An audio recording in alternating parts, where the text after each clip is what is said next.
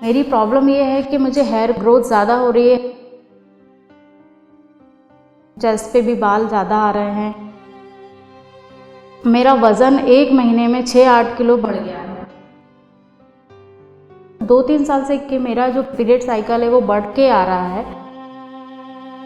मेरी शादी को 3 साल हो गए हैं और मेरे को प्रेगनेंसी नहीं रुक रही है। लोग बाग ताने कसते हैं, अच्छा नहीं लगता। कहीं फंक्शन में भी नहीं जा पाती, किसी के साथ उठती बैठती नहीं हूँ ज़्यादा मैं।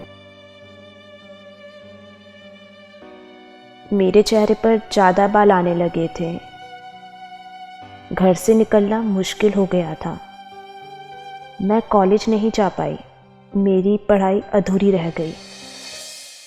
18 से 40 वर्ष तक की लड़कियों और महिलाओं के बीच इस तरह की समस्याएं होना आम बात हो गई है। यह लड़कियों और महिलाओं में पॉलीसिस्टिक ओवरी सिंड्रोम यानी पीसीओएस बीमारी के कारण हो रहा है।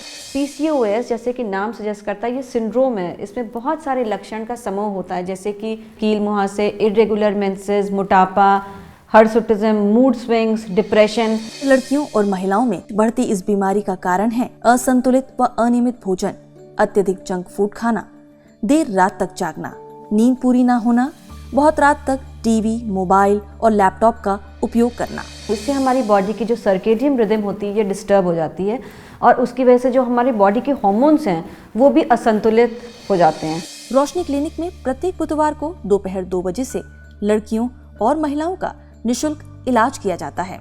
इस दौरान मरीज का फुल बॉडी चेकअप, खून की जांच सहित संपूर्ण चिकित्सकीय परामर्श दिया जाता है। हमारे मुख्यमंत्री श्री शिवराज सिंह जी चौहान की ये योजना थी रोशनी क्लिनिक, जो उन्होंने 2016 में ये सपना देखा था पूरे मध्य प्रदेश में उन महिलाओं के लिए जिनको बांझपन की वजह से घर में बाहर हर जगह ताने सुनने पड़ते थे और बहुत सारी नेगेटिविटीज़ को फेस करना पड़ता था सोसाइटी में। उनके लिए ये निःशुल्क योजना स्टार्ट की गई थी। शुरू में थोड़े थोड़े कम मरीज आ रहे थे, लेकिन जैसे जैसे जन जागरूकता हुई तो अब धीरे धीरे काफ़ी मरीज बढ़ने लगे हैं। 2018 में जब मैंने हेल्थ एंड वेलनेस सेंटर को स्टार्ट किया तब ये इतने अच्छे रूप में नहीं था, तो मैंने इसको पूरा सिस्टमैटिक तरीके से ऑर्गेनाइज़ किया और ये रियलाइज़ किया कि ज़्यादातर जो बांझपन की महिलाएं हमारे पास आ रही हैं उसमें लगभग 50 to 60% महिलाओं को पीसीओएस की वजह से, हार्मोनल इम्बैलेंस की वजह से ये प्रॉब्लम हो रही है। हम लोगों ने ये सोचा कि हम केवल दवाई देंगे तो ये प्रॉब्लम नहीं रिजॉल्व होगी, तो हमारे जो सीएचओ प्रोग्राम जिसकी मैं इंचार्ज भी हूँ, उन सीएचओज़ को मैंने ट्रेन किया। एक फॉर्मेट हम लोगों ने बनाया। जैसे मरीज आता है उसका हम लोग और मैडम के मार्गदर्शन में उसका कार्य होता है कि पूरा फॉर्म भरते हैं, उसका एक पूरी हिस्ट्री लेते हैं, उसका पूरा डायग्नोसिस बनाते हैं। रोशनी क्लिनिक में जब पेशेंट पहली बार आता है तो उसके रजिस्ट्रेशन के बाद हम लोग सबसे पहले तो पूरा उसका एंथ्रोपोमेट्रिक मेजर्स लेते हैं, weight, height, waist, hip circumference, neck circumference, weight height ratio, क्योंकि ये पीसीओएस में बहुत ऑल्टर हो जाता है। पेशेंट्स को जब हम देखते हैं, उनके इन्वेस्टिगेशंस कराते हैं और उनको मालूम पड़ता है कि ये पीसीओएस हैं, तो हमारे जो सीएचओ स्टूडेंट्स हैं वो इनका वेट लेते हैं, कैसी डाइट लेनी है, क्या एक्सरसाइज करनी है, क्या चीज़ खानी है, क्या नहीं खाना है, दवाई किस तरह से खानी है, किस समय इन्वेस्टिगेशंस करानी है, ये सारी जानकारी इनको देते हैं। और इससे हमारा ये रिज़ल्ट आया कि हम लोगों के मोर देन 200 पेशेंट्स पीसीओएस के ठीक हो चुके हैं और इनको पीसीओएस अब ख़त्म हो गया है। पूरा होलिस्टिकली हम उसको ट्रीट करते हैं। ये सारी प्रॉब्लम्स एक साइको सोशल प्रॉब्लम्स पीसीओएस में होते हैं जिसको हम लोग अक्सर नज़रअंदाज करते हैं। रोशनी क्लिनिक का माहौल एक बड़ा फैमिलियर पारिवारिक टाइप का माहौल है।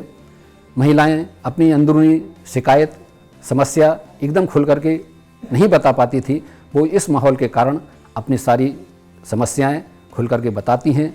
और बहुत सारे मरीज ऐसे हैं जिनका यहाँ इलाज होने के बाद उन्होंने गर्भधारण किया और उनके सामान्य बच्चे पैदा हुए।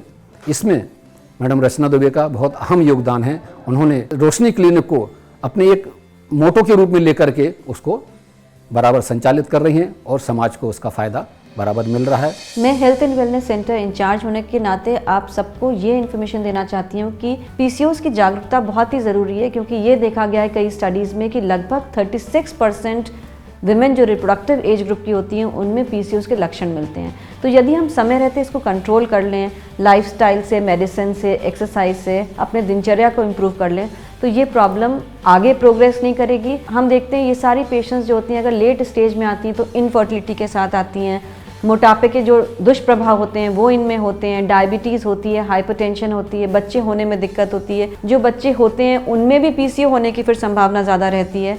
तो ये सारे प्रॉब्लम से अगर आप छुटकारा पाना चाहते हैं तो पीसीओ को समझें, उससे जागरूक हों और शासकीय हॉस्पिटल में या जहाँ भी इसका इलाज होता है वो करवाएं। अभी तक रोशनी क्लिनिक में पहुंची अनेक महिलाओं को इस बीमारी से निजात मिली है और अब वे सामान्य जीवन यापन कर रही हैं।